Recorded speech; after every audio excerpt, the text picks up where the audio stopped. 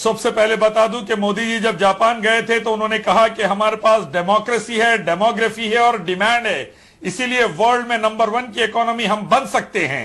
China population की वजह से वर्ल्ड की नंबर 1 इकोनॉमी बन रहा है, हम भी वही रास्ते पे जाकर वर्ल्ड की फास्टेस्ट इकोनॉमी बने हैं और आगे भी चलकर बन सकते हैं। एप्पल को, इंटेल को, माइक्रोसॉफ्ट को, पेप्सी को हम चला रहे हैं, thanks to the population, thanks to the demography. अब बात कर रहे हैं 2 बच्चों की, अगर इसको लागू कर दिया जाता तो महात्मा गांधी भी नहीं रहते, अंबेडकर, मोदी, योगी कोई भी नहीं रहते थे आज, क्योंकि सब जनों के बाद 5-5, 6-6, 10-10 बहना भाया है। क्या शराफुद्दीन जी, अच्छी पहल है ना, होना चाहिए ना जनसंख्या नियंत्रण, वक्त की मांग है ना ये देश के लिए। Neha, Narendra Modi ji prime minister Japan गए थे तो उन्होंने कहा था कि हमारे भारत में डेमोक्रेसी है, डेमोग्राफी है, डिमांड है, यानी पॉपुलेशन है, डिमांड है, इसकी वजह से हम 21st सेंचुरी में $5 ट्रिलियन इकोनॉमी बनने वाले हैं। मुकेश अंबानी ने कहा कि यूरोप और अमेरिका बूढ़ा हो गया, आने वाला दौर इंडिया और चाइना का है। शराफुद्दीन साहब, आप कहाँ जापान चले गए? अब जैसे लोग किस तरह से जोला काउंसिल के सदर होने की क्वालिफिकेशन लायक है, ये स्पष्ट है। प्रॉब्लम है पॉपुलेशन नहीं।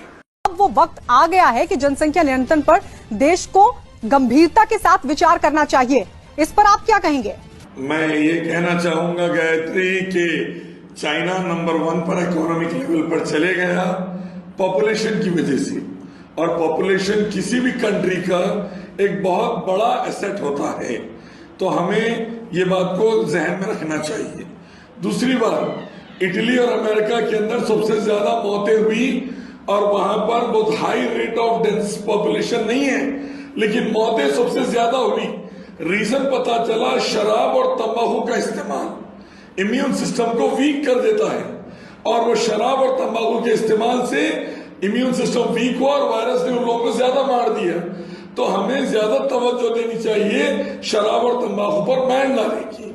और तीसरी बात, चाइना से पूरी कंपनी निकल कर दूसरे कंट्रीज को जा रहे हैं, तो इन दिनों हमें अच्छे लेबर की, स्ट्रॉन्ग लेबर फोर्स की और कंसिडरेबल प्राइस में लेबर की जरूरत है।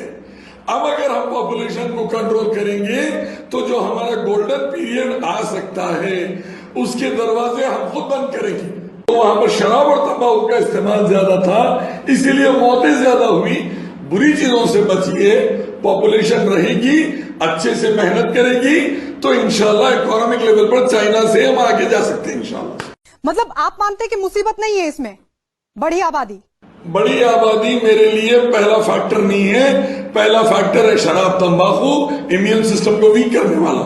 दूसरा फैक्टर है कि हम इकोनॉमिक लेवल पर चाइना को अगर बीट करना चाहते हैं, strong labour force is the demand of time, जरूरी है हमारे।